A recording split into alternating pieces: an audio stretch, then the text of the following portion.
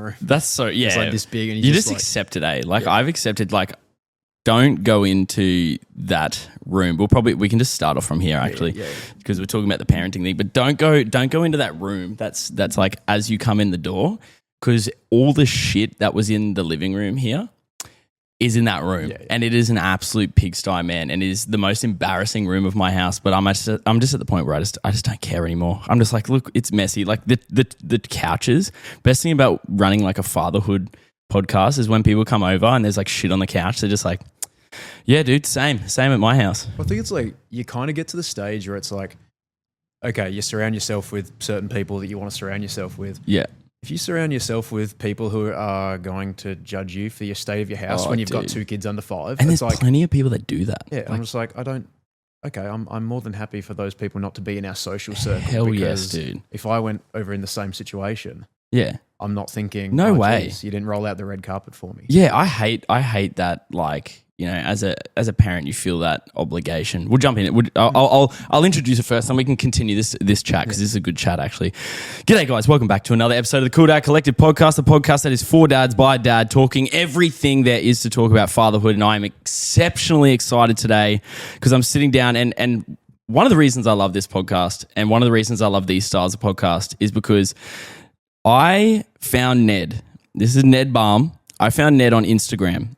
Ned posts funny as shit on Instagram. I love it. He's a journalist for Channel 9, great bloke, and I've met him for the first time today, and we have not stopped talking, and I love it, man, because I feel like we've clicked immediately, just talking about parenting shit, sports stuff, and that's the best thing about the podcast, man. So, Ned, welcome, brother. Thank you so much for coming on. Mate, thank you. We've left a lot on like the cutting room floor. Yeah, there's a lot going on. We did have a couple chats before that we probably won't use, but we did have a chat just now that I like talking about, and it's the fact that I clean the house.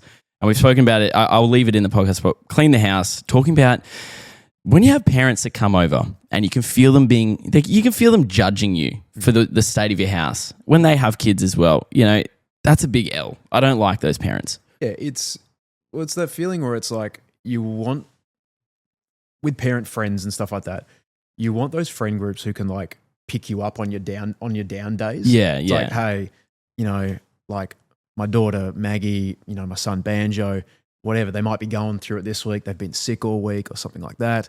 The last thing you need is like someone who should know what you're dealing with. Yeah. To all of a sudden be like, oh, okay, you didn't really like roll out the red carpet for me. Or like, where am I supposed to sit here? There's stuff on the table. It's like, especially living in an apartment, dude. Like my apartment, I just want to check this camera real quick. Hang on. Yeah, we're on. I've always got paranoia about that. You'd probably know working in. Anyway, but like that like I don't know. I get it a lot with people have like when their parents come over. Like my parents are kind of okay because my house was always a mess as a kid, and I think Kia, my partner's the same. But like the stress I see in some people's like just bodies and stuff when they know their parents coming out, I'm like, but they're your parents. Like you were a mess as a kid, weren't you? Like. That thought is just like what? They've literally like cleaned your nappy, cleaned your ass, and like they've seen your butt. They've cleaned your ass. They've changed your nappy. They've seen you when you've been throwing up all over yourself when you were like 3 years old and 18 years old. Yeah, 18, 20, 25. You like 33. Yeah, you know, it just keeps going. It just keeps going. Christmas party last year. Yeah, man, I've had to go easy on the Christmas parties. I think, no, I had, you know what it was? Story time, a little bit, you know, whatever. But I am not that great with drinking alcohol. And it's taken me a long time to accept that. Like alcohol's, it's actually specifically wine. Yeah, like, right. And you know, races, weddings, when wine is there, and I tend to drink wine quite quickly. And there was one time where I just got way too drunk at a wedding, and it was Kia's friend's wedding. And lucky enough, I like asked Kia, I was like, look, did I do anything too fucking crazy? And I ended up not doing anything too crazy until I came home and tried to get in the house because I didn't have a key. So that's another story. But it was like that idea of like, man, I need to sort my shit out here. Like I'm a fucking 30-year-old man and I am literally drinking like an 18-year-old. It's the worst feeling when you know yourself. You're like, dude, I'm a dad. I need to get my shit together here. I need to be better than this. Yeah. I think last year at the Christmas party, got home safe and sound, all good. But then I find out the next morning, like, I left my phone at South Bank train station. No. And someone was lovely enough to actually hand it in to the office dude, there. So lucky, dude. And Because then- South Bank train station, that could go anywhere, No. man. That could have been at Cash Converters. No, and then the year before that, I got home and I slept on the lawn, but I maintain that this was like a chivalrous thing. Yeah, you're just being a good guy. You don't want to Yeah. wake the kids up. Yeah, exactly. Well, Yeah. you know, Banjo would have been like 1 at the time. Yeah, so it would have And been worse. I didn't have a key, and all the doors are locked. I'm like, okay, I'm not getting home at 3 o'clock in the That's a morning. dad and, win. and banging on the door, opening, like making my wife get up at 3 a.m., waking up our 1-year-old. I'm like, and, you know, man. it's a Christmas party as well, so it's in December. Yeah. It's like warm out. Yeah, exactly. You So got to, like- it's nice. It's Yeah, cozy. So, so I just laid down, had a nap on the lawn. And I get grief about that, as if that's a problem. You know, this is the most chivalrous thing I've probably done. Like, You would have got grief In a if you while. went inside too. So it's like, let's lose. I feel like as a dad, like there's times where I'm the same. I'll be up till like, 12:30, 1 o'clock just editing or something. And then Kia will be like, oh, why did you sleep in the girls' bed? And I'm like, well, the girls are in our bed. So we got 2 options here. I can sleep on a slither of bed and wake everyone up, which I'm going to get grilled for. like a dog at the foot. Yeah, of the bed. like literally like abseiling off the side. Yeah. Or I could go down and sleep in my daughter's double bunks, which are insanely comfy. Their mattresses are fantastic. But either way, I'm going to get grilled because Kira will be like, well, why didn't you come in and give us a cuddle? And I was like, because you guys would have yelled at me. All of you would have yelled at me. Yeah. So leave me alone. Yeah. But we love it. Oh, we love it. That's dad life, man. That's dad life. I saw this thing. It's like, I can't remember who said it was a comedian, but he was like, being a dad is just like you get to dinner. Oh, we've only got enough ice cream for 3 bowls. Looks like dad's going to miss out. Or you go, oh, looks like we got the wrong order for 1 meal. Looks like that's dad's. And you just got to sit there like, yeah, okay, that's mine. That's where we're at. But We're there's right there. swings and roundabouts, because then there's other nights where like you whip up a dinner that you think is like, hey, how good's this? The kids are going to love this. And then they don't. And you're like, yeah, right then. Yeah, it's all mine. Yeah, it's all cool. mine. Yeah, dude, we had like the tomato pesto pasta, and Skylar decided she doesn't like tomato. And I said, well, good. Have some dry pasta. I'm going to have all of this. Yeah. This is all me. Hell yeah. Yeah. Anyway, Ned, we'll jump in, brother. So as we get started, you are a father of 2, a journalist for the mighty Channel 9. Yes. That's unbelievable stuff. So just a little bit of dad stats here. What ages and what are we working with? So Maggie, or Magnolia, my oldest, Lovely name, she's beautiful name. She's 5.5, so she's in prep. Yeah. now. Oh. Oof. Yeah. Does she know more than you yet? Yeah, of course she does. Yeah, of course she does. Of course Of course she does. Well, the other day we took her to Origin.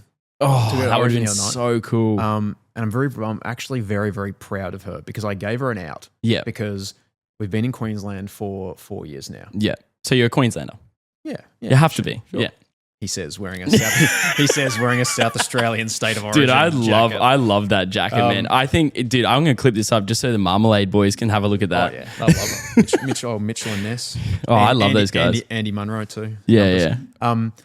Like I gave her an out because I'm like, mate, we've been here 4 years now. But she was born in Wagga. Yeah. And this was a great, because this was a quote from the King Wally Lewis. Yeah. Because he was in the office at 9 the Yeah. other day. That's so cool that you were there. And we had a chat about it. And That is such a flex. quote. I know. Right? A quote from the King. She sounds like a very strong young woman. That's good. Because I gave her an out, and she goes, "No, I was born in Wagga. I go for the Blues." What? Yep. No. Yep. But Hey, you got to give it to her, man. but then, I hate like- that, but I love that. I took her to, when we went to Origin the other night. She's so cutting. She was so cutting with her insults to me, No. and it was very matter of fact. Yeah. It wasn't like, And you can't do anything about it because we're getting hammered. Yeah, and she was. I honestly, I couldn't rebut her on anything, because Yeah. her insults were, "We have 18 points. You have 6. And you're like, 18 shit. is a bigger number than 6." You're like, I'm like, well, shit, you're right. Damn it, man. It's Damn like- it. It's Yeah, yeah. you can't do anything about Yeah, it. so You can't she- do it. And, great math. Good math to know that. I dropped math in year 10. She's already doing better than me. But, There you go. So she's 5.5. Maggie's 5.5, and we got Banjo, who's 2.5. Yeah, now. nice. He's Queenslander. He was born. Thank at God for that. RBWH. So we are household divided because my wife and I, we can pick and shoot. We can pick who we wanted to because I'm from South Australia. My wife's from WA. Yeah. So I went Queensland, and my wife was never going to let Maggie just be the solitary. Yeah, blue that's in the actually house. not a bad thing having. Have it's you ever seen compromise. the Bluey episode where the mum's on the other side of the road and you're like, oh, I feel bad. So we're going to flog you. Yeah, exactly. So we're a household divided, so it's nice. So someone wins every year. Yeah, Like- and someone's going to be salty every year. And I'm just, that's awesome, dude. That's so good. So girl and boy dad. Yes. How are you finding the mix? Because we had a chat before about ballet. You're a ballet dad. I'm a gymnastics dad. Yeah.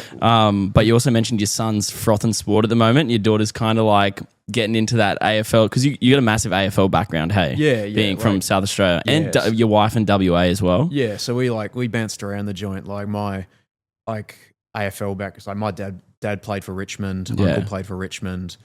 Played for 200. Dad played 260 odd games in Norwood in the Sandful. Yeah, And then was a ruck coach at Port Adelaide, ruck coach at Collingwood. that's so sick. like all just so like Is he still involved? No.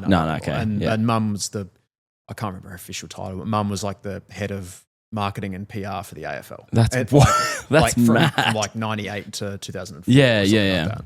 So grew up around AFL, and like I feel so like sometimes there's that pressure as a dad where it's like not to make your kid be involved, but like that kind of crossing your fingers, being like, I really hope. I really hope they gravitate towards it. And Maggie hadn't really so far, and we did her in a ton of different ballet classes because we'd kind of bounced around.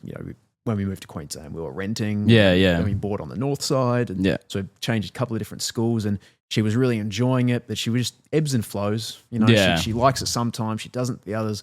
What she's really gotten into now, because we kind of found out with Maggie that she's so like creative and energetic and everything like that ballet at times was just a bit slow moving for her, because you have to really concentrate and everything. And it's really slow moving at times too, but focusing on the little things. And it's awesome. Like I love watching the ballet, and I love watching her do it. But you could just kind of tell that she was like, all right, I want to keep moving. Yep. So we've actually got her into like circus gymnastics. Hell yeah, like, that's mad. Like the ribbons and the hoops and stuff like that. Yeah, there's a place up here at Bowen Hills that does that as well, and it's super cool. I see they have like the shed that's open so you can see inside, and man, it looks so much fun. Oh, and she's like loving it. Like it's given her that middle ground of you're doing like a level of performance art that's like graceful if you do like it right, choreographed as well. Yeah, but you're also allowed to just go crazy, jump on a hoop and spin around. Like jump off. That's what they need too, man. Honestly, they just need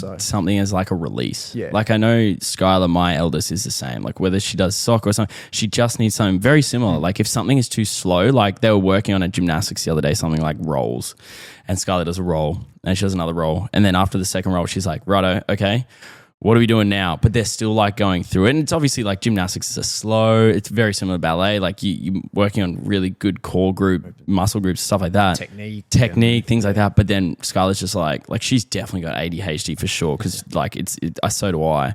And like I can see it in her face already. She's just like, okay, can we do the next thing now? Yeah. When can I do a handstand? When can I do a double backflip? You're like, whoa. Yeah. Slow it down. Yeah. It's like, so she's really gotten into that, which I'm like super proud of her. Just because she's like, there was a time with Maggie where she'd do things. No problem with her getting to do things, but she would always be the one at the back of the line. And it was tough at times for her too, because she's so tall. She's like up perfect AFL build. Like considerably higher than my hip already, and she's like 5.5. And just on that, you're very tall. You actually. There you go. Because I met you and I felt like a child. Oh, well, and I'm the runt, and I'm like the runt of the litter in our family. That's crazy. Like my brother's like 6'3". Is your dad? Is your dad tall? That's 6'3". Yeah, there you go. So it's just like I'm the runt of the litter. But like the good, like we're seeing Maggie now where she's starting to sit at the front of the line. She's Yeah. eager. She's asking Good, that confidence. She's asking questions. Yeah. She's talking with the girls in the line, like sitting down cross-legged, like Yeah. waiting for their turn, and she's talking with them in between. That's so and cool. stuff like that. So like she's doing that, and she's getting to the age now where she's getting more into her ball sports because my son Banjo is just like stereotypical boys. Just boy. addicted Like- to it already. Like any kind of footy, basketball, trucks, just typical boy the stuff. boy things. Like he's started to really gravitate towards his footy, and in particular Aussie rules. Like he went through a period where if there was a ball on the ground, he'd always go to soccer it off the ground. Yeah. He doesn't even soccer balls off the ground anymore because he just always goes to pick it up and kick it. Yeah. footy style. Which is super cool. And then Maggie now has taken that up too. So It's amazing how they do that, hey? Yeah. Like they just see each other doing it. Like, and I think it's an interesting dynamic when it is girl boy, like sister brother. Like I know with my two, Summer is definitely probably going to get involved in the same stuff Skylar does, and Skylar loves that more so girl orientated stuff. Like besides soccer, but you know that could go both ways. To be fair, nowadays with the climate of football, like it is very like there's a lot of girls that play football as well, but I think for girl boy, like you would probably find either the younger sibling always follows the older one, but then there's sometimes when the younger sibling gets involved in something, the older sibling goes, "Oh, hang on, like that's actually pretty fun. Like I'm kind of into that." yeah, and well, it's good as well because like we are at a time now where it's easier for, even if you have obviously if you have a pigeon pair, yeah, it is easier for, regardless of who it is, they're able to pursue like absolutely, interests, whereas like yeah. maybe decades Yeah, even when we were younger. Yeah, like, how old are you? You 33. Yeah, so I'm 30. Yeah, so even when we were younger. So it's like the idea of like, hey, if I was at a certain age and interested in ballet, it's like, well, tough shit. Yeah, you're a boy. Go fight someone. Yeah, tough shit. Like, Yeah. I don't see how that's going to help you play footy. Like, Yeah. Whereas now it is at that stage where, cool, if Maggie has an interest in footy based on her interactions with her brother, cool, she can go play Auskick knowing fully well that she can go into a girls' team. Which is mad. Like, and vice versa with Banjo. If Banjo, sees Maggie doing like acrobatics or gymnastics or anything like that, they're all like they're all mixed gender classes. Yeah, which and is it's awesome. It's like, very leveled now. I Yeah. think that's the coolest thing about it too. I think is there is a level playing field. Like I know when I was younger, we had a next door neighbor, and he really wanted girls. I really wanted boys, but had girls, and of course the girls would be doing like netball or dancing, and you could see he was just like, oh man, I'd love for someone to play footy. Whereas nowadays, like if your daughter really wants to play footy, there's avenues for that. Likewise with what you said, if your son wants to do ballet, like it's not as like weird now. Like it's more except like dude, the ballet, like male ballet dancers are jacked. Oh, like insane.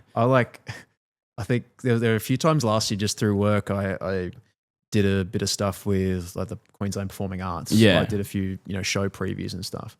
And I'm just like, I would go to like a show with my wife or something like that. And, she, you have these like crazy physiques and stuff. Yeah. And I'm thinking like, imagine the physiques of like the Chicago musical. Yeah, yeah.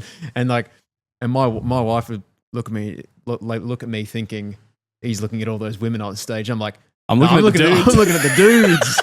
I'm just like, look at. I was like, man, I'm jealous. Like, yeah, these dude, guys are that jacked. is such a thing. Hey, like I think everyone has these like notions that men really like look at like when in those sort of sports, like look at like women. But man, there's so many times where I'll like look at a bloke and I'll be like, man, what a fucking dude. Like look at that. Like you look at like Payne Haas, you're like, man, what an animal that guy is. I'm just like, yeah, it's like. It's honestly, he gets to the stage like I was like, big pro wrestling guy. Yeah, here. 100%. I'm just like text chats back and forth with my mates who are wrestling. It's like, tell you what, this guy looks like a star. Just the physique on him. Just a bunch of dudes talking about other dudes. Just a couple of blokes talking about men. Yeah, dude. Hey, this is what it should be. Yeah, dude. Like that. Bring it. I've actually noticed that, man. I've like started to do more of like. I've like caught myself being like, oh, I'll can you come to total? Oh yeah, never mind. That's just here for later. Like I've noticed in myself that I have said, like, you're more likely to say not an insult, but think something negatively about someone. Whereas when you think something positive about someone, you don't usually like vocalize it. So like now, man, like people probably think I'm super gay, but I'm not even mad. Like I'll see like a dude and I'll be like, dude, your physique is mint. Like you just see the guys like be like, yes, thank you, man. Like this means so much to me. I literally like said that this because I came straight here from the gym. Yeah. And I go to a gym in Stafford, which is like very much a bodybuilding gym. Like, so it's totally commonplace that, you know, I might be like on the incline on the treadie and I look over to my right and there's a bloke in his jocks, like going through posing practice in the mirror and stuff like that. And you go into the bathroom and there's like the big full length mirror. And there's like young fellas practicing their posing. Like same this morning. It's like you just chuck a little looking good, my man. Yeah, like, so good. Like, and it means so much. Yeah, it's just like, because you don't get it very often. No, and I think as guys, we don't, like girls do it so much. Girls will always, whether they mean it or not, I don't know, you know, it can be said.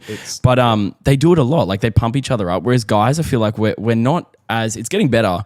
Like we're not as like open to being like, hey dude, you look real good. Like, you know, you're complimenting your mate, be like, hey, did you get a haircut? Like without taking the piss out of him, be like, yeah, looks good, man. Looks real good. Or like you notice a mate that's like, you know, working really hard at something. You're like, hey man, that's really good. I'm glad you're doing that or something. I've like tried to do that more. And dude, I get such a buzz out of it. Like seeing the person's reaction to be like, I've done it with like even dads now. Like if I know someone's a good dad, they're like, excuse me, they're like putting in the work. I'm like, hey man, just so you know, like you're a real good dad. Hey. And that buzz is just so good. Well, my wife and I, we try and do that, especially when you can see parents in public that are really having a hard crack. Oh, you know big what I mean? time. Like there'll be times where you might be at like a sushi train or something like that, and a kid's just not having it, and you can feel the exhaustion in the parent. And we've all been there. And even that feeling of like feeling like people are watching you as well. It's the worst. Yeah. And it's honestly just like, it's funny how much it does change when you are a parent. Like if like I would have zero problem like threatening to throw hands with someone if they are being a dick to a parent that is struggling with a kid who might have, you don't know why the kid's crying. They might have an ear infection. They might have a tooth problem. They might be like they might, you know, have just heightened stimulation of the area they're in and stuff like that. And I just have zero time now for people who are like especially judgmental in the public space, whether that's on a plane, whether that's, you know, whether that's at the footy, or like the entitlement of people to think like I shouldn't ever have to hear a child in discomfort or something like that. Yeah, because I don't like the sound of it. It's like, I heard something not long ago about like you're into, and you know, people who don't want to have kids, fully fair enough, whatever you want, but you're entitled to a child-free life, but not a child-free existence. Like you can not have kids, but you're still going to have kids. Yeah. You know what I mean? There's going to be kids around. You do have to deal with that. And at the moment now, especially with screens and stuff like that, as a parent, you get roasted if your kid's on a screen, but then you get roasted if your kid's not on a screen at dinner. There's a real pressure to keep your kids quiet. Yeah, exactly. And the easiest way to do that is to give them a screen. Yeah. And then you have real parental guilt because you're like, so much, I'd rather be interacting with them. I'd rather, if I take my kids to the leagues club, like shout out Arana Leagues Club. You know, if I take them there, I'd rather have them at the table going through the drawing pack that they give out. Yeah. But they might get bored of it within 5 minutes. So or they might make a mess on the table or things like that. And then you're thinking about like all the old people looking at you being like, why is that kid, you know, making noise and stuff? And you're like, why is that kid like running onto the dance floor? It's like, why is that kid being a kid? Yeah. And like that's super tough, like super tough for parents these days. And it's like, we've made a point of like trying to, you know, even if it's just like as you're leaving the restaurant saying like you're doing great. Yeah. You know, it's like that episode of, you know, I mean everything inevitably comes back to Bluey. Yeah, 100. Where it's like episode where it's like you're doing great. Yeah, like, yeah. Yes, thank you. Or even like my favorite one is the Chinese restaurant one. Yeah. Dude, I've been there so many times, and you're so stressed. Like even down to like getting the menus. Like, can we take all these menus? You're like, just take two. Yeah. Just two. Yeah. And in your head, you're like, fuck that. This is going to be tough. The spring rolls will be an extra 5 minutes. Mate, you're like, oh, you got to give me a break, brother. You got to help me. Oh, yeah. Like just going, it's like a bit off more than we could chew last week because we went to Chermside and I'm trying to set my mum up with an Apple Watch. Yeah. So I've taken her to the Apple store. With the kids? With the kids. To get that sorted. Yeah. And then my wife, bless her, thinks like, hey, we'll go past like Phone Zone or something because they got those little like balloons you can just like pull out. Yep. And I was like, oh no, don't get them the balloons. Not the because, balloon, anything like, but the balloon. They're not entertained by just having a balloon. They want to bang hit the things balloon or and when they remove the separate stick it and as they well. want to kick Oh, it. dude, Like, I know. They want to chase it. Yeah. And then it got to the point where it's just like, you know what? I couldn't give a shit about what people think of me in this moment. It's like my son is obviously overstimulated. He's in the middle of Chermside. He's 2.5. Like, and so there's like me and him going down like the whole hallway, just kicking the balloon back and forth to each other. Yeah. And like, yeah, we might occasionally get in someone's way, but Not intentionally. it's like it's a step to your left, step to your right. Yeah, just move around them. It's not gonna be that much of an inconvenience in your day. Just moving around a child that's having like fun. And I do the same for you. Yeah, if like exactly. And I'm just like, I just feel like the world would be a better place if people, and I think that having, like I said, and you said as well, having a kid changes that. Like having a kid now, you like, and you know, when you're young and you don't understand, there is probably an element of like, oh man, can you control your kid? And like there is an element to that. Like if your kids are going around breaking shit, obviously like that's a problem. But if your kid's just having a laugh and having fun running around and it's in the context of where you are, is like it's okay. They're not endangering anyone else or ruining something for somebody else, then it should be fine. But it's like sometimes and like I said, you have a bit more empathy now, especially on planes and things like that. Like when we fly now and I see another parent, it's just like, yeah, mate. It's hopefully we're sitting together because then we can. I remember when we were coming back from Singapore via plane, they put like 5 families around the same area, and in my head, I'm like, this is actually not a bad thing. But there was this one old lady just sitting there. You could see she was complaining, like she was doing it quietly to the thing. But I'm like, what do you want to do? Like, I'm not complaining that I'm sitting next to a pain in the ass old woman. Yeah. Like, you don't see me put my hand up, like saying, like, oh yeah, she's a pain. Can you get her away from me? It's like. It's like, what's your solution? Like, no air travel until they're 14? Like, which is not like just deal. Like, it's more of a problem for fucking me than you. Like, you don't have to deal with it. I'm the one that has to deal with it and deal with you looking at me being like, meh. It's like I would love nothing more than like to catch up on all those movies that you only watch on the plane. I know, but like that's not a possibility for me. No, right now. It's going to be a pain in the ass for the next few hours. We got a Europe trip later this year. And Are you flying direct or you got a couple flights? I think we're going maybe through like Doha or something. Yeah, dude, the break's good because we did the same for when we went to, where did we go? Oh no, Japan. We went straight there. Oh no, it was because we went through Singapore. We were there for a couple of days and then we went to Bali, which was like decent. Then we went back to Singapore, but you find that those breaks. Oh no, we did Perth. We went from Brisbane to Perth to Singapore. Yeah. And the second time we were in Perth, first time was a nightmare because we were overnight in the Perth airport, which fucking sucked, but we got through it. But the next one was we were in Perth for about 6 hours on the way back, or maybe 4 hours. And dude, that break was because you could have done the direct flight and gone 9 hours straight. Yeah. But mate, like for the girls, 4 hours each flight was perfect. Like we were actually stoked when we had the break because you have to. And as they get older, you get a better idea of what they can, what they can't handle. Yeah, exactly. Like stuff like that. Because those Europe flights are fucking big. Like it'll be worth it when you get there, but it's going to be like 14 hours of hell. Well, we did Europe a couple of years ago, but Banjo was like 10 months then. So he was awesome that trip. Potatoed. But now he's like, yeah, I don't know. Little I genuinely boy. don't know how he's gonna like. I just see him running up and down the aisle. Yeah, and then there's you chasing him as well, which is tough for you because you're a tall fella. So it's not exactly a nice bloody. Sorry. Yeah. Literally, man. Yeah. And I guess on that too, like, what was something like obviously going in, and it could be before the birth of like either child or maybe your first, but like, what was something that sort of stuck out to you as something that made you nervous or something that made you like think a lot about it before the birth and be like, oh shit, I got to deal with this? I think to me, like it was that noise factor. Yeah. Like to me, because I was like and still am to an extent, like sensory triggered by, Yeah.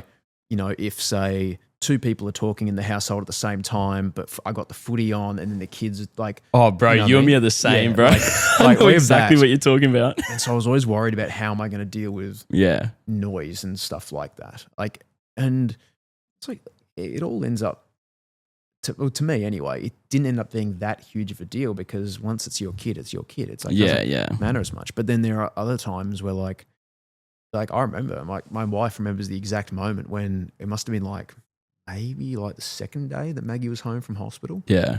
And That's your firstborn, right? Yeah. There was the second day she was home. So we're in the nursery, this is all new to us. And I just couldn't get her to stop crying. Yeah.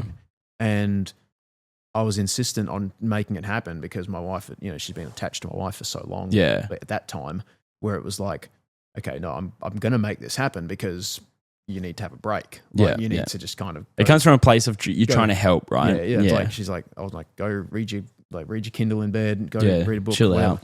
And then it just wasn't happening for me. And then it got to like 1 o'clock in the morning, and my wife comes in. She looks at me. And I like genuinely just look at her, and I tell her like, I say to her, I don't think I can do this. Yeah. Like as in, I don't think I'm 2 days in, and I don't think I'm cut out to be a dad. That's a tough thought too, because I know exactly the thought that you had. Yeah, it's just like you almost feel defeated, like and trapped as well, because you're like, I don't feel like I can do it, but don't have a choice. Yeah, this like, is it. I hope it gets better. Yeah. I don't know if it is. It's my first time doing it. Yeah. Whereas, obviously, I dealt with the exact same scenario with Banjo. Yeah. But I had track record at that stage. You got receipts. I was like, I can do it. I can do it. Yeah. There'll be good and bad days. But like that first time where there's no one else. It's just you and your partner and a crying baby who cannot communicate with you, and you don't know what they want. Yeah. And you try and be a good person and not be like, here, you take the baby. Yeah, I know what you mean. And there is like a lot that do the whole, that is a time where I think people, that's a make or break moment, right? That's because it's genuinely and if you've had no like I'm saying, when I say adversity, I mean like, the worst thing that's ever happened to you is the worst thing that's ever happened to you. But if you have never had a moment where you have to push through, and I think that's why sport is so important. Like, I mean, that's what I reflect on too, that ability to push through and be like, this sucks right now, but I'll get better at it.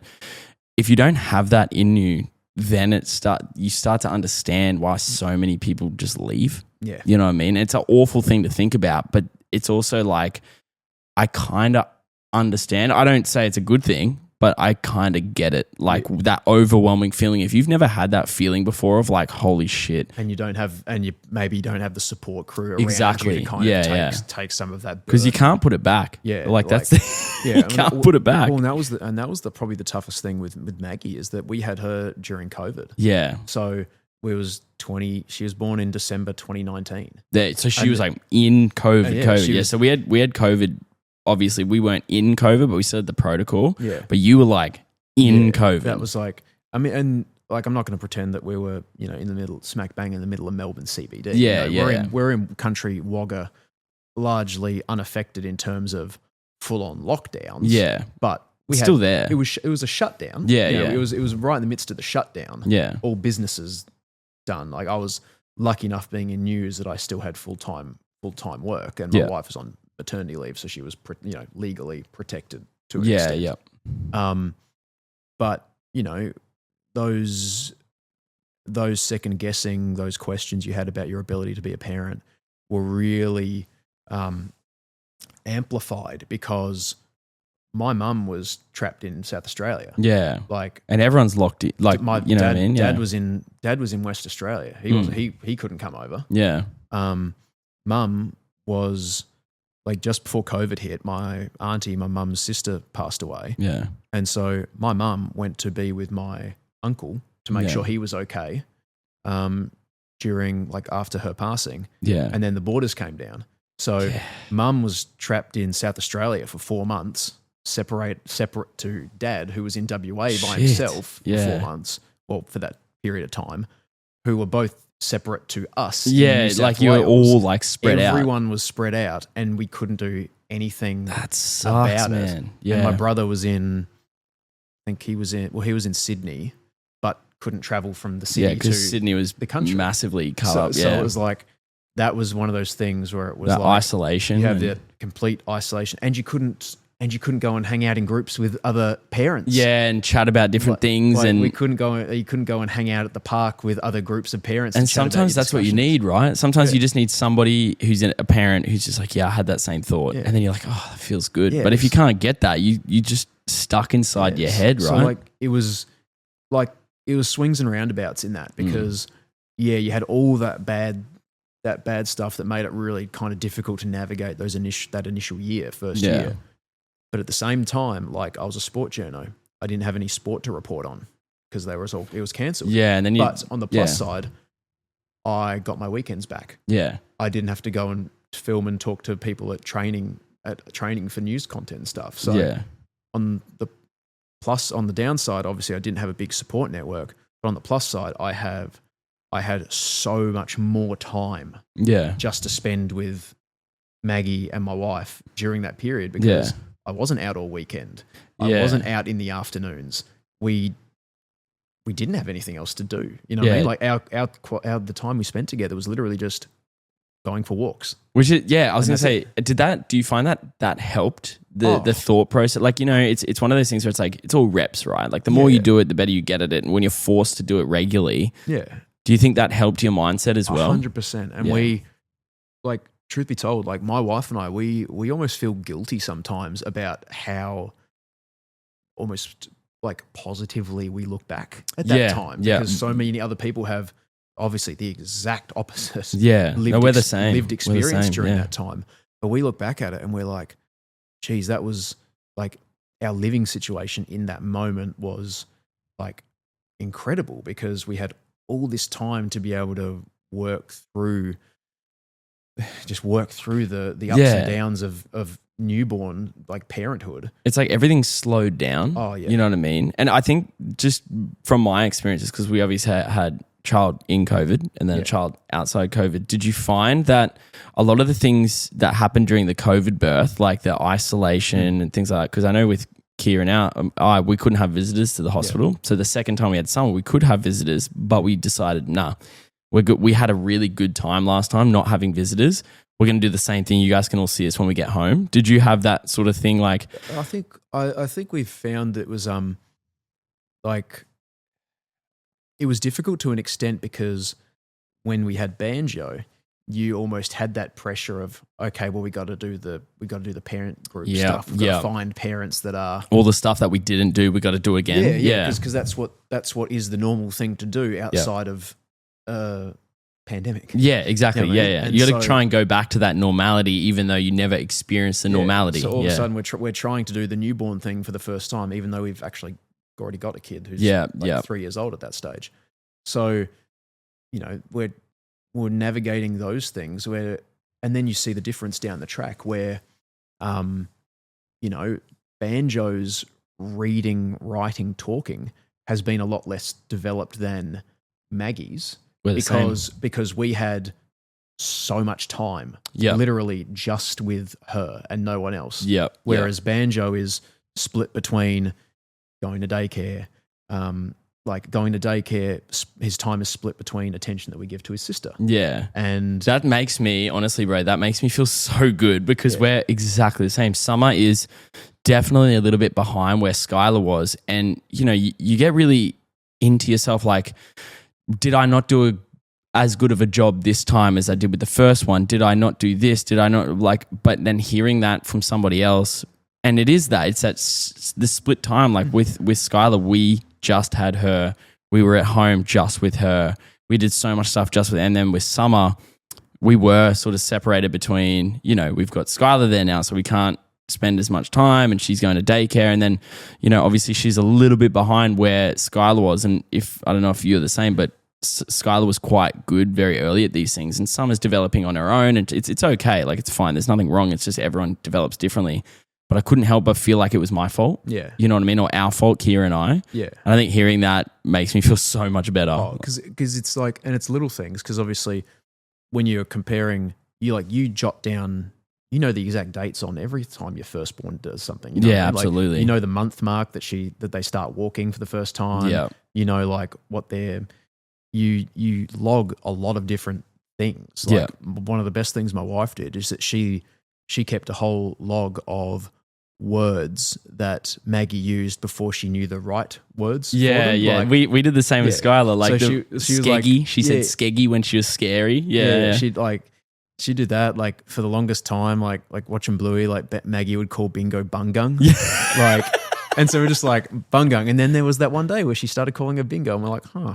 You're like, man, damn it. I liked Bungung. Yeah, man. I think that's a common thing with parents. Like, you always want them to be like, okay, you need to pronounce it properly. But then when they start pronouncing things properly, you're like, I don't like that as much. Yeah, like, that's not as fun. Yeah, I like the old one. Like, Summer has the thing at the moment where whenever she's doing a poo, it's an odd poo. Yeah. Very odd poo, daddy. Very odd poo. And I'm just like, I'm going to be so sad when she just starts going like, yeah, I'm doing a poo. Yeah. Like, it's not as fun, but okay. Sounds good. The Banjo at the moment, it's like saying okay a lot. And I don't think he knows what it means. Because I'm like, Banjo, come on, mate. Time to go to bed. And you go, okay. Doesn't move. Just go off and do his own thing. He's just like, okay. Yeah. So turns his back on you, keeps playing with his bins and his ball and stuff. It's like, Banjo, I don't think you understand the context here. I don't think you really get what I'm trying to achieve. Yeah, we're like that with time. So like Skylar will always, and she's 4, so she's like understands the concept of time. But when you're like, oh, I'll do it in a minute, darling, or I'll do it. She'll come over to me and she'll be like, hey, Dad, I'm gonna go have a shower. I'm like, okay, sweetie. She goes, I'm gonna be 2 minutes, and I'm like, do you know how long 2 minutes is? She goes, yeah, it's 2 minutes. I was like, okay, I'll time 2 minutes. You get in the shower, 2 minutes goes by, not very long. I'm like, righto, Dad, that's 2 minutes. She goes, no. I want 2 minutes. I was like, 2 minutes is not that long, darling. 2 of my own minutes. Yeah, I was like, how about 5 minutes? And then like just the way she like now, she goes, Dad, can we get more dinner in 5 minutes? And you're like, it's 12 p.m. We're not getting dinner for like another couple hours, Dad. What are you talking about? Maggie always gets the question where it's like, Dad, when will it be tomorrow? I'm like, when you fall asleep. Yeah, what is that? I don't even know. This is like a weird, I don't even know how to answer. When they ask questions, we're like, I don't know why we do that. It's so good. It's so good. I love it. Those questions are the best. Keeps you on your toes. And just like, I think that's like the best thing about being a parent is just like, just that ability. I know a lot of people say it to you when you kind of start the journey, but you don't really believe it till you get there. It's just your ability to essentially just relive being a kid again. It's just so important. It's not just the media you consume and stuff, but like, we get to a stage where like one of my favorite things to do out in public is just embarrass the shit out of my wife. Because I'll be like, I'll do something. I'll be like, listen, if it makes Maggie and Banjo laugh, that's it. It's fair game. Mission accomplished. 100%. It's good. So it's just like, that to me is just, it's like it helps keep you young. Yeah, for sure. There's so much the element of fun, There's so much stuff that like life admin and stuff that can occupy your life, whether it's, especially now with parents where, when we were in school, you'd have a parent teacher night and you might have a quarterly magazine that goes out explaining what's coming up this upcoming term and stuff. Whereas now, you've got apps with portals and stuff on your phone, which is it's crazy and it's great. Like I love getting consistent feedback about everything and how things are going.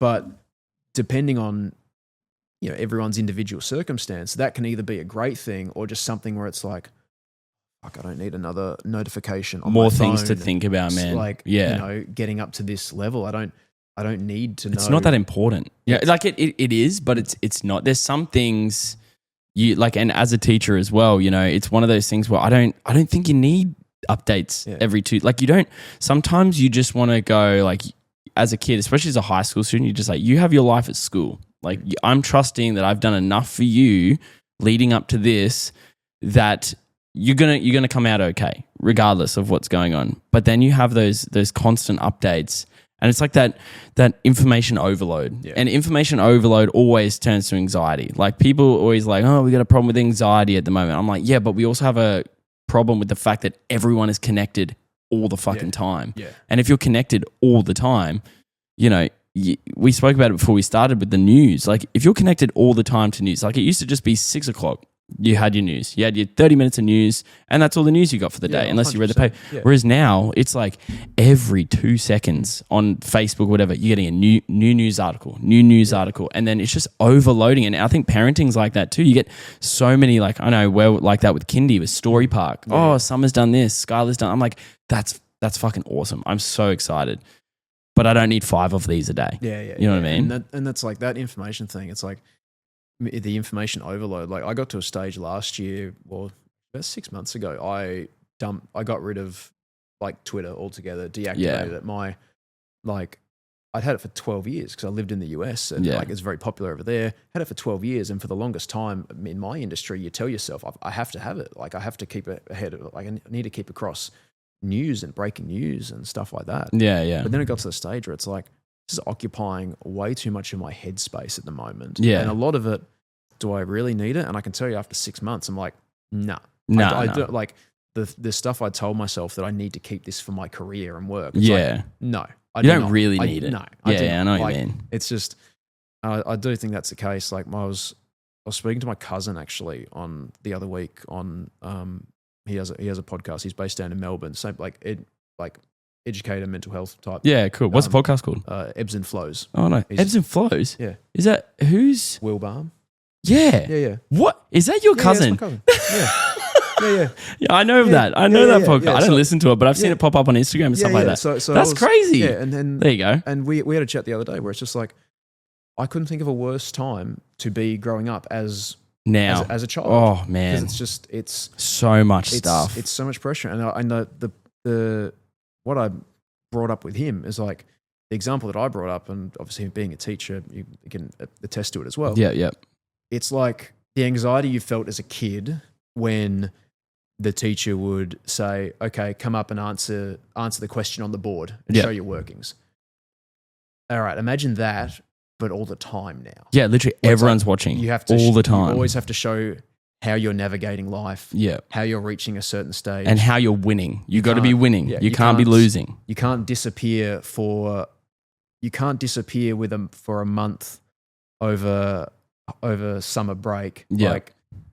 Like Lisa Simpson going to the beach and coming back as a cool kid. Yeah, I know what you mean. Yeah, like you can't disappear and come back. Because everyone's going to know. Yeah. Everyone's going to know what you can't, even when you move, like you move to another school or something like that as a kid, people are already going to find your track record. Yeah. Like your track record's there. So you can't even go to like a new place. I'm not saying you should start a new place and be different. You but can't reinvent yourself. And the moment you start to reinvent yourself and as a kid too, like as a teenager, people notice that and then they go, well, why are you doing that? Yeah. What's wrong? What are you running? And kids can be really brutal. And I think it does come down to like, I think parents are also quite like, kids can hear the way you speak about other people. That's one of the reasons. 100%. That's one of the reasons why I try so hard to say nice things as much. Like sometimes I'll think about negative stuff. You always do. You're like, oh, that fucking person at it again, blah, blah, blah. But I try not to vocalize it as much because I'm like, I don't want my kid, because I've been guilty of that. We've all been guilty of like getting in that hole where you're just talking shit all the time about other people. And a lot of it's like a bit of fun and whatever. But I don't want my kids to grow up hearing me constantly being like, that person sucks, that person sucks. Whereas I'd rather them hear like, oh, that person's doing really cool stuff. And, it's hard because I know a lot of people who have got themselves in like MLM schemes and things like that. And they're on Instagram. And there's a part of me that's like, haha, what an idiot. Yeah. But then I'm like, just let them do like let them. It doesn't let affect them. me. It doesn't really, affect me. Why am why am I getting frustrated by this person's choice when I don't see them? Yeah. I don't talk to them. Yeah. I don't know why it's and then trying to like relay that to your kids, being like, yeah, that person might do that, but it doesn't mean it has to annoy you. And not to go too far down like trust me, not to go too far down this rabbit hole. But it's like for me, it's the same. It's the stuff I want to reflect down the line with my children when it comes to gender and sexuality and stuff. Yeah. Where it's like, okay, you might be walking through the city and you see someone who is dressed in a way that's not in my social circle. Yeah, or something exactly. like that. It's like, it really doesn't bother me. No, Like, it's in, like a place of tolerance, right? Yeah, it's like you know, yeah, they're doing them. They're not bothering me, and that's where it is. Yeah. And now, if you're like that and you are a shit person, Yeah. well then Different. I'll go for you on being on the. I'm gonna smash you for being a shit person, not because of what you're doing. Yeah, and I think that's like part of the thing too, where you just want that. I've said it for the longest time. It's like I'm like in the nicest possible way, where it's like you want to get to a stage where everyone, in a good way, doesn't give a shit. Yeah, exactly. That is a perfect way to do it. Like I came across the let them theory. Do you know the let them theory? Yeah. When someone's doing something that you don't think is that right. Let them, whatever. Someone's getting annoyed at you because they don't think what you're doing is the right way to do things. Let them get annoyed at you. Yeah. Like who cares? If you have the let them approach, and that's with parenting as well. Like if someone says, I don't think that's a good idea. Well, okay, I do. So let them think that. Yeah, you know what I mean? If you want to come with, because we deal with that with my parents and stuff like that. And we take on board, any critiquing or other ideas or something like that. If you come at me with a critique and you back it up with and this is why, then I'm all ears to certain ideas. But as you said, if it's just like kind of a fleeting judgmental barb, it's like that just shouldn't occupy any kind of headspace, because there's already enough to think about. There's so much to think about, man. It's so much, man. Just obviously, because we've almost been going for an hour, which has been fantastic. We need to do another one of these, bro. I'm actually really enjoying this, and I just know split it up. I just know my kid's coming back soon, and it's going to be a nightmare. On that, just to sort of finish up as well, what's sort of something that you, like a piece of advice that you either have or I guess have received around parenting that you think would be very beneficial for others? I think it's probably not so much like verbal advice I was given, but it was like practiced by my dad. Yeah. When it's just like that kind of just acting upon your child's best interests. Yeah. Not kind of not forcing your own, and not conforming to the idea that you can't prioritize them ahead of other things. Yeah. Like one of the best examples I have this of, and I'll always like thank my dad for it. Well, I'll give you two examples, both very, very different in how they were delivered. So it was like because I moved around a lot, right? Yeah, so it was Adelaide boy, then moved to Melbourne, then moved to WA, just like always starting new schools, that kind of stuff. I was having a tough time at a school in Melbourne, like good, like private all boys school, but just you're starting your school and it's just always tough. And my dad could tell that I was really struggling with just kind of moving to a new school and just kind of navigating that stuff. And so we were coming in from like the eastern suburbs into the city. So we'd be driving on the freeway and we'd always get to this one turn off where you turn off, and that's the turn off for school. Yeah. And it was one day Dad was driving and I'm like, all right, cool, here's the turn off. And he just keeps driving past the turn off. Yeah. And he just said, you're not going to school today. That's mad. And then he just drove, and we ended up driving down to like Geelong and going to see a movie. That's mad. And, that's awesome. We ended up going to see a movie and then like caught a ferry over from like Queenscliff. My geography's not as great anymore, but like we ended up catching a ferry somewhere, and he was just like, in that moment, he's like, I can tell you're struggling. One day away from school's not going to hurt you. No, like to get your head straight too, right? To get your head. How old were you at the time? I'd have been like 12. Yeah, sweet. And that was one that's always stuck with me, because that's not just him saying, hey, you don't have to go to school. That's him saying, I don't have to go to work. Yeah. I will, I'll give you the time. I'll give you the time of day. It's like my work isn't going to, your school isn't going to stop me from taking care of you. Yeah. And my work isn't going to stop me from taking care of you. That's in awesome. that moment as well. Yeah. And he did that. Did that multiple times, because we moved a lot. Yeah. And some, with different things. And like, he was very much always open to doing that. And we got to the stage where we did speak well enough where he would know when, hey, just stick it out today. Stick it out today. It's Friday, the weekend coming up, that kind of thing. But then there'd be other days where it's like, hey, all right, we're playing hooky today. We're going down to do something. It's cool that he had that sort of knowledge, and I guess it comes with time, right? Time, like he knew when you weren't feeling the best, and I think that's important to have that, your kid's interest, because there's obviously times as parents we push them to do things. You need to build that resilience in that starting a new thing, but then understanding like, okay, we've gotten to a point now where I think I need to take the brakes on. I need to put the brakes on, and I need to like actually, separate them from the thing that's actually like giving them a bit of issues. And I think that comes with like knowledge of your kid, like you just said. Like that's really good. Well, and it's reflective of like society at the moment as well, where it's like, okay, we are encouraged now to take mental health days and stuff like that as adults. Yeah. Why wouldn't you give that same to the kids benefit to the kid if they need it in that time? But then, like conversely, when I moved over to WA and I was about that 16 mark, moved to a new school. Yeah, kept getting shit from one guy. Who'd been there, rusted on guy. He'd been there at the school for ages. Yeah. 6'4", built like a brick shit house, that kind of thing. But like, I could tell he was soft. Yeah, I could tell he was soft up here, and because why else? You are soft if you go the new kid just because he's a new kid. Yeah, you're soft. And he just kept giving me shit again and again and again. And you're new kids, so you haven't got anyone to back you up or anything like that. He just kept going on with it. And I kept getting grief from it. My dad knew that I was getting grief from him. And then this was like the exact opposite kind of style where he's he came up to me and we were having a chat down at the beach because we were living in Mandurah, about an hour south of Perth, like beach town at the time. Yeah. We went down, had to walk down to the beach, and he just like offers me a different way of being like, he's just like, well, it sounds like he's not, you've tried reasoning with him. Yeah. You've tried speaking to, his friends are decent. Yeah. And his friends don't mind you, but he's still being a prick. Yeah. And you've spoken to the school, you've let them know, you've gone through every single avenue there is for someone to help someone change their behavior. Yeah.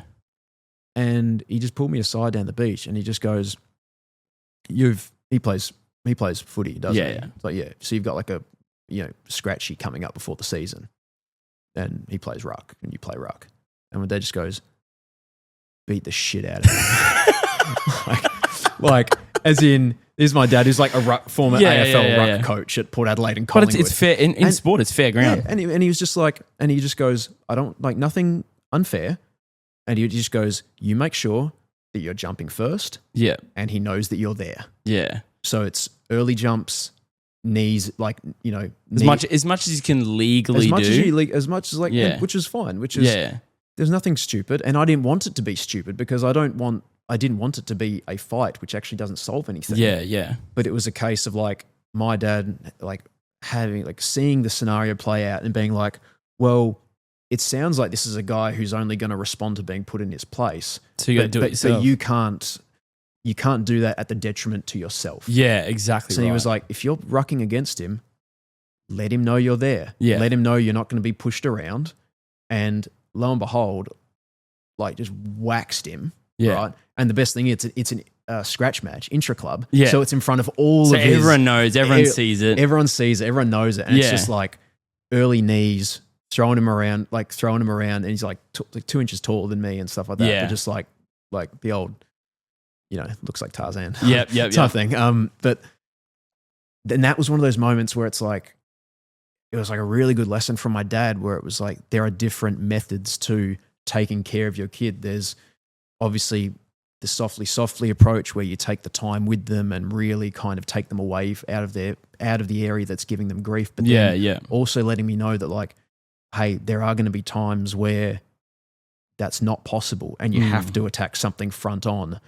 How you do that is really important. Yeah. You can't just walk up to the bloke and punch him when you start school. Yeah, exactly. Yeah. And so he worked with me in that regard where like he gave me that, we workshopped that solution. Like passing on that experience, I guess. Like that, yeah. And it worked well because that guy isn't going to talk shit to me anymore. No. Because all of his friends just saw him get physically beaten in a physical competition. Yeah. And so we ended up being like not mates after that. But like civil. Like civil. there was no beef or anything after that. It was just... And that comes into so many avenues of life too. Like that one lesson can go with you forever in so many different contexts and things like that. And it all stemmed from that one lesson from your dad too.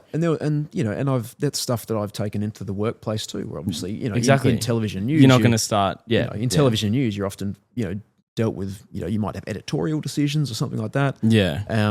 Differences of opinion on how you approach a story or what's pushing the envelope and what's this, what's that. Yeah. And I've never been shy away about saying, calling like a boss or anything like that, being like, I don't like that. I don't really like it. Like, let's talk. I'll talk to you about it at the office. We'll talk face to face about it. Not on emails, not on things like that. Not on email, not on text, not allowing it to be misconstrued but I'm also giving you the time. I'm also giving you the respect of being able to explain yourself at a face-to-face level. And that's, I think, a really long question, long answer to your No, question. I love it. That's great though. I think that's the best thing I've learned from my dad. And I've learned a ton from my mum too. She's the strongest woman I've ever met. But like those two particular lessons from my dad was like just showed me the ability of, I think as a dad too, flexibility in how you being able to how malleable parenting is. Yeah. If you've put the time in and you have that relationship with your kid, how malleable it actually is that you can, I guess, bend the rules slightly, but have enough knowledge in your kid to know like they're going to take this the right way. Yeah. You know what I mean? And he, in that moment where he suggested that for the footy aspect of things, he told me as well. He said, I will support you. Yeah. Like if for whatever reason, because obviously he can give me advice on what to do in that situation, but it's a scratch match at 3 o'clock in the other. He's not going to be there. Yeah, exactly. But he will say like, if for whatever reason it got out of hand or anything like that, he'll support me and back me up in that. And that's nice to have that support too, right? Like that's what your kids want, man. They just want you to support them in whatever decision they make, no matter whether it's right or wrong, but have that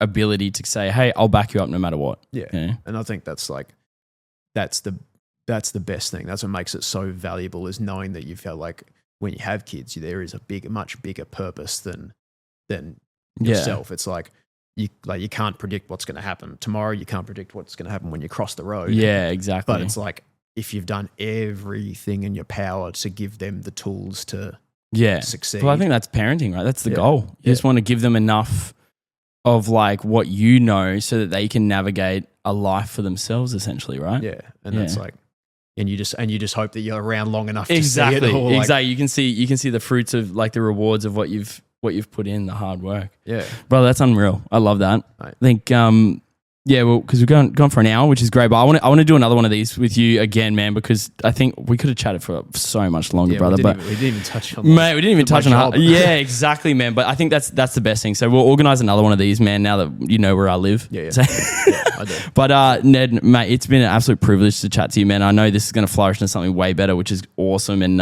all your work at Channel 9, I think it's fantastic. But where can people find you, mate? Yeah. So on Instagram, just at Ned Balme Lives. Great content too. Yeah, and that handle, I've been at Ned Balme Lives for ages, because the joke was always if I die, I can still haunt people on social media. It's like, oh, is he dead? No, he's still living. He's still living. But yeah, just on that, I'm not really on anything else anymore. I got rid of Twitter. I'm not really on TikTok or anything. I haven't got the. I'm trying my best to get back onto it, but it sucks. I hate it. Yeah, I haven't got the. You know what you know your limits. You know what you're good at. You know what you like, and I agree, brother. It's like obviously 9 News, Channel 9 News, 9 News, Queensland, the occasional Today Show shift. Hell yeah, man! And on Instagram and stuff like that. Love that, brother. Love that. All right, guys. You know what it is. It's the CoolDadCollective podcast. Thank you for listening. Thank you for joining. If you want to get in touch with the podcast, go over to Instagram at CoolDadCollective_ or on TikTok. I'm not there as much, but I am kind of there at CoolDadCollective. And if you want to get in touch with the podcast, CoolDadCollective@hotmail.com. You guys have a great rest of your week. Be kind to your kids, be kind to your partner, be kind to everyone. Just, talk each other up, give some compliments out. And guys, peace.